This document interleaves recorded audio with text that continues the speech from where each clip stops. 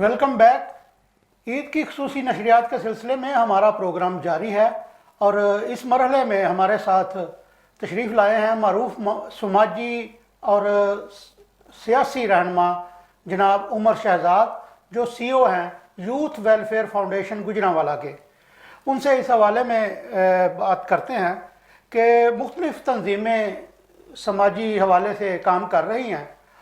आपकी ये जो यूथ वेलफेयर फाउंडेशन है, पहले तो आप ये तारफ़ करवाएं कि ये कब से काम कर रही है और शहर के किस हिस्से में इसका ज़्यादा फोकस है। बिस्मिल्लाहिर्रहमानिर्रहीम।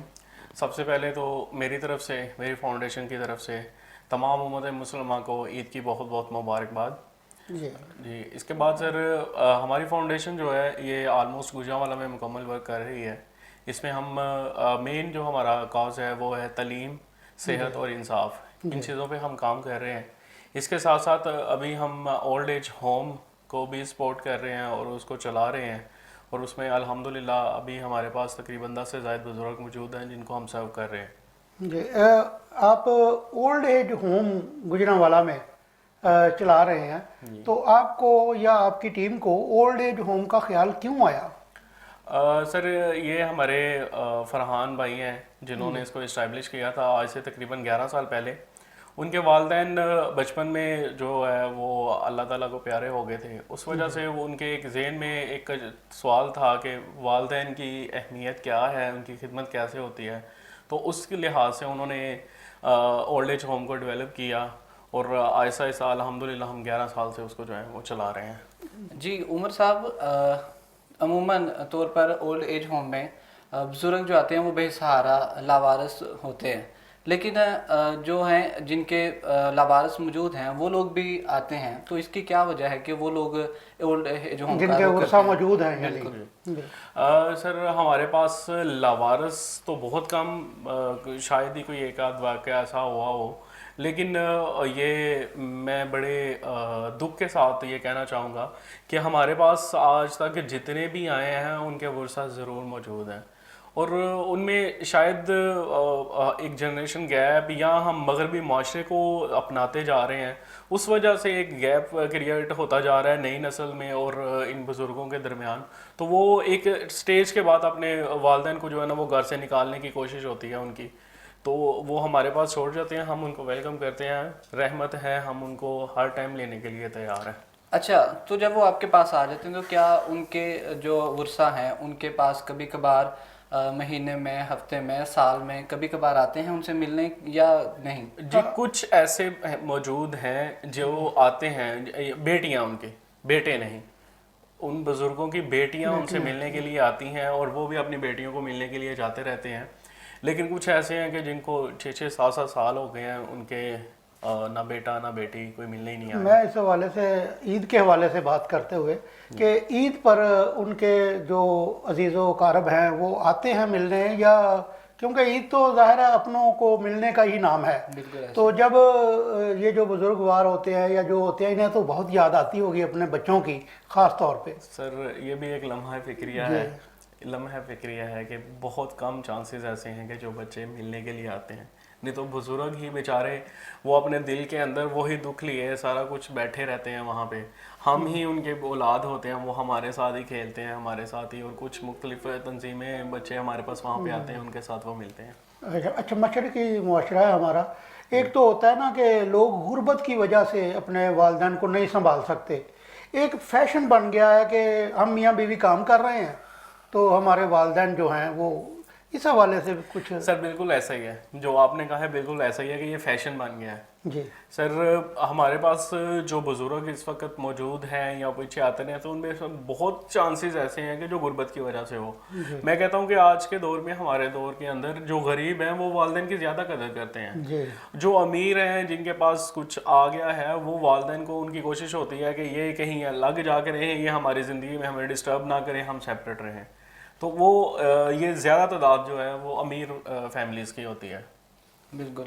अच्छा, तो आप क्या ये जो यूथ फाउंडेशन है आपकी, تو یہ کیا آیا بے سہاروں کے لیے ہے, بزرگوں کے لیے ہے, کہ یا اس کے علاوہ کوئی بچے ان کے لیے بھی آپ کوئی کام کرتے ہیں اس کے علاوہ؟ جی میں نے بتایا جیسے پہلے بھی کہ ہمارا مین کاز ایجوکیشن, ہیلتھ اور جسٹس ہے. ایجوکیشن میں ہم بہت سے بچے ایسے ہیں جن کو اسکول کی فیسز, ان کو اگر بکس چاہیے تو بکس, ان کو اگر یونیفارم چاہیے تو یونیفارم. اس کے علاوہ ہم اپنے شہر کے اندر مختلف جو بچوں کے سینٹرز بنے ہوئے ہیں وہاں پہ بچوں کے ساتھ جا کے پروگرامز کرتے رہتے ہیں. ان کو مختلف بڑی فوڈ چینز پہ جو ہے ان کو اورینٹیٹ کرتے ہیں تاکہ وہ فیل نہ کریں کہ ہم جو ہے وہ کسی چھوٹے لیول پہ ہیں, وہ بالکل فیل نہ کریں. اچھا, آپ ظاہر ہے سماجی رہنما بھی ہیں, سماجی ورکر بھی ہیں. آپ کی یہ جو تنظیم ہے یہ آپ نے بتایا جیسا کہ نوشہرہ سنسی والی سائڈ پہ اس کا مرکز ہے, تو کیا یہ صرف وہی فوکس کرتی ہے یا پورے گجرانوالہ یا ضلع کی لیول پہ یا ڈویژن کی لیول تک اس کا کوئی؟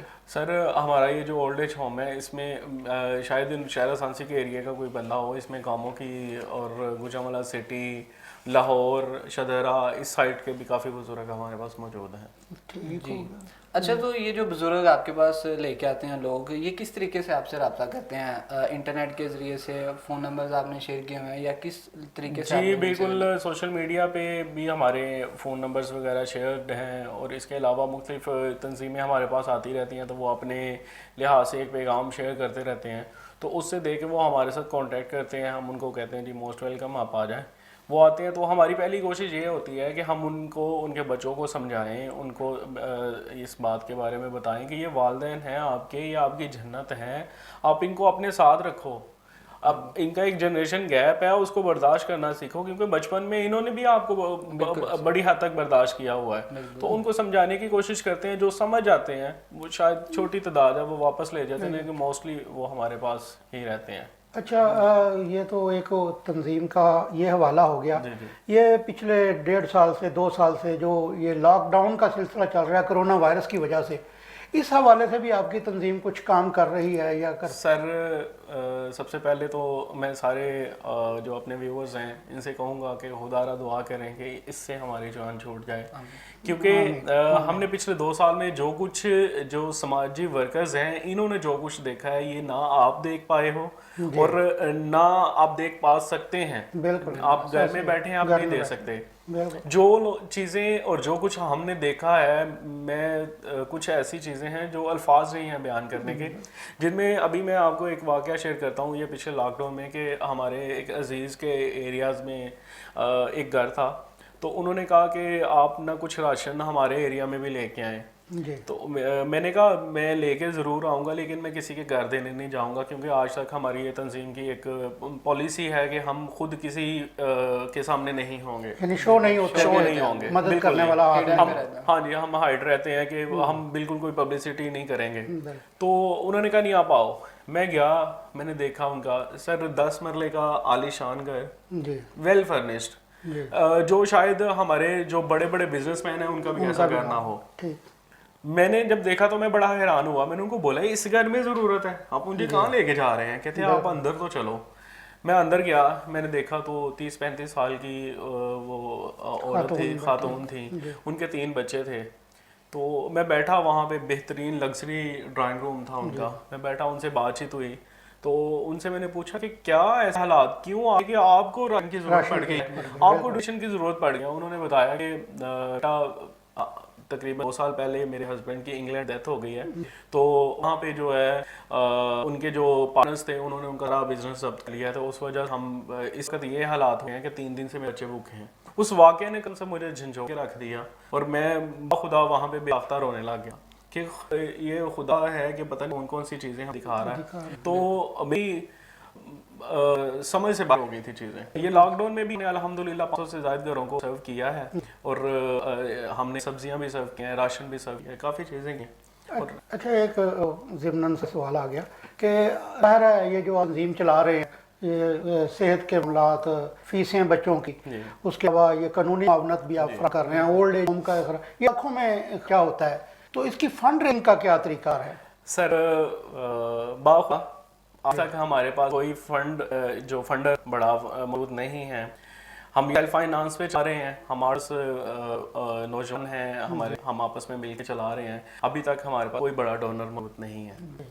جی اچھا، تو آج کا عید کا ایک اسپیشل دن ہے، تو کیونکہ ٹائم ہمارے پاس شارٹ ہے، آپ جاتے جاتے کوئی ایک میسیج آج کے دن کے حوالے سے، آپ فاؤنڈیشن کے حوالے سے، یا جو لوگ بے سہارا مطلب بزرگوں کو آپ کے پاس چھوڑ جاتے ہیں ان کے لیے کوئی ایک میسیج؟ جی میں ضرور میسیج دینا چاہوں گا. میں اپنے ویو سے اپنی دینے والی جو ہماری ینگ جنریشن ان سے بھی اور ہمارے جو بزنس ہیں ان سے بھی تینوں ریکویسٹ کرنا چاہوں گا کہ خدارا اپنے والدین کی عزت کریں، قدر کریں. اس کے علاوہ اپنے بچوں کو تو نئے کپڑے دلوائے ہیں، خدارا اپنے ہمسائے میں اپنے رشتہ دار میں بھی دیکھ لیں.